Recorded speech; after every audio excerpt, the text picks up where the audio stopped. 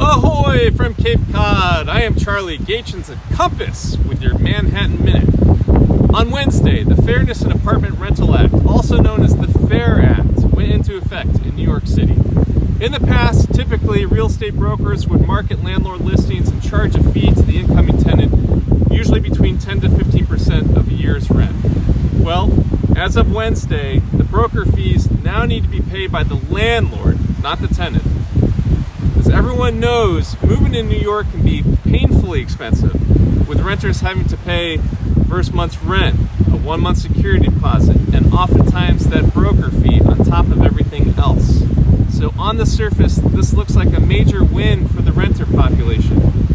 However, very early data this week appears to show rents spiking, with many landlords apparently increasing the asking rent for new listings to help offset the impact of the FAIR Act. In one example quoted in the Wall Street Journal, a $3,300 rental listing was going to be increased by $495 if it wasn't rented before the FAIR Act kicked in.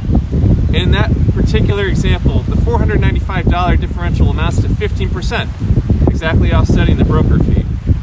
If landlords are successful at that, it will ultimately hurt renters because of the impact of higher rent will compound over multiple years, assuming they stay in the same apartment for longer than a year. It may take some time for the dust to settle on this before we can ultimately assess whether this act will in fact help renters. Have a wicked nice weekend ahead.